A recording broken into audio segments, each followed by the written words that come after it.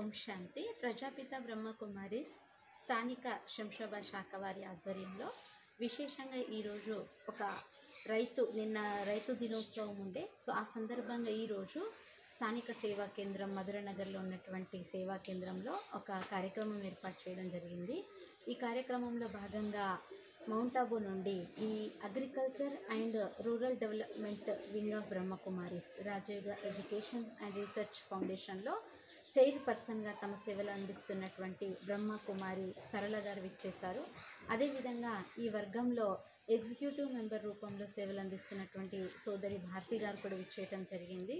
అదేవిధంగా మౌంట్ ఆబూ అంతర్జాతీయ ముఖ్య కేంద్రంలో అగ్రికల్చర్ అండ్ రూరల్ డెవలప్మెంట్ వింగ్లో ముఖ్య కేంద్ర సంచాలకులుగా చూస్తున్నటువంటి సోదరులు సుమన్ గారు మరియు మన స్థానిక ఎమ్మెల్యే టి ప్రకాష్ గౌడ్ గారు కూడా విచ్చేయటం జరిగింది. విశేషంగా బ్రహ్మకుమారిస్లో ధ్యానం అనేది, మెడిటేషన్ అనేటువంటిది కేవలము ఏదో మనం వృద్ధాప్య వయసులో తీసుకోవాల్సినటువంటిది కాదు. సమాజం యొక్క ప్రతి వర్గంలోనూ, అంటే ఏదైతే ఈ agriculture and rural development wing ఉందో ఇందులో ఒక వ్యక్తి ప్రశాంతంగా ఉన్నప్పుడు, మన రైతులు విశేషంగా పంటలో విత్తనం వేసినప్పుడు, నేలలో నాటు వేసినప్పుడు ఆ సమయంలో ఎంత ప్రశాంతమైనటువంటి మనసుతో పాజిటివ్ ఎనర్జీని విత్తనాలకు కూడా అందించి ఎప్పుడైతే వ్యవసాయం చేస్తారో దానివలన కలిగేటువంటి ప్రయోజనాలు చాలా అత్యద్భుతంగా ఉంటాయి. అలా అనేకమైనటువంటి ప్రాంతాల్లో రైతు సోదరులు ఈ కార్యక్రమాలను సేంద్రీయ వ్యవసాయంతో పాటు మెడిటేషన్ అనేటువంటిది కూడా కలుపుతూ చేయటం జరుగుతుంది. మన ప్రాంతంలో కూడా పెద్ద షాపూర్లో ఒక 10 ఎకరాల ప్రాంతంలో వాళ్ళు సేంద్రీయ వ్యవసాయం ఆరంభించారు. దాంతో మనం కూడా వారంలో ఒక రోజు వెళ్ళి అక్కడ ఆ పొలంలో ఉన్నటువంటి మొక్కలకి ధ్యానం యొక్క వైబ్రేషన్స్, పాజిటివ్ ఎనర్జీ ఇవ్వటం అనేది జరుగుతుంది.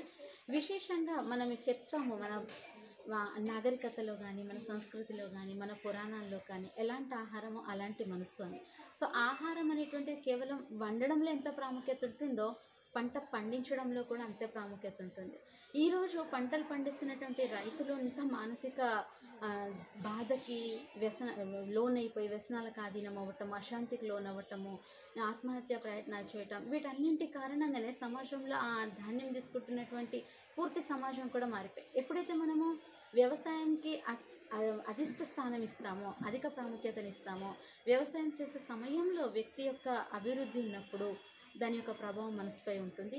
అలాగే సమగ్ర అభివృద్ధిలో, గ్రామం యొక్క సమగ్ర అభివృద్ధిలో కేవలం మనము భౌతికమైనటువంటి రోడ్లు బాగున్నాయా, పైప్ లైన్ బాగుందా, అందరికీ సంపన్నత ఉందా, కానీ చరిత్ర లేనప్పుడు మనం సమాజంలో ఏ దుర్ఘటనలను కలలో కూడా చూడొద్దు అనుకుంటామో కానీ ఈరోజు మనకు పట్టపగలే కనపడుతున్నాయి. మరి ఇలాంటి దుర్ఘటనలన్నింటికి కారణం మనిషి మనస్సు పరాధీనమై ఈ కామక్రోధ లోభ మోహ చెడు అనేటువంటి వాటికి అలవాటు పడినప్పుడు ఇలాంటి రాక్షస సంస్కృతి అనేటువంటిది మనకు కనపడుతుంటుంది. మరి అలాంటి సంస్కృతిని మనం సమూలంగా సమాప్తం చేయాలంటే ధ్యానం అనేది, అంటే గ్రామంలో ఒకవేళ మనం రైతులకు కానీ, మహిళలకు కానీ ఎలాంటి ఉపాధి గురించి అవకాశాలు కల్పించినా కూడా ఆ ఉపాధిలో ఒకవేళ వారు సంతృప్తిని కోల్పోయినా, ధనం వచ్చింది కదా అని మళ్ళీ వ్యసనాలు కలపడినా, అంటే మనం ఏదైతే సమగ్రాభివృద్ధిలో కేవలం ఫిజికల్ మెజర్మెంట్స్ తీసుకుంటున్నామో దాంతోపాటు మనం ఎప్పుడైతే ఆధ్యాత్మిక కోణంలో కూడా ఆలోచిస్తామో అప్పుడే మన గ్రామాలు, మన పుట్టినిల్లు, అంటే పూర్వం భారతదేశం యొక్క పూర్వ వైభవం ఏదైతే ఉందో, మనం ఏదైతే దేవతల పుట్టినిల్లుగా భావిస్తున్నటువంటి భారతావని ఉందో మళ్ళీ ఆ భారతావని ఈ యొక్క గ్రామ అభివృద్ధి నుండే సస్యశ్యామలంగా శ్రేష్టంగా మారుతుంది.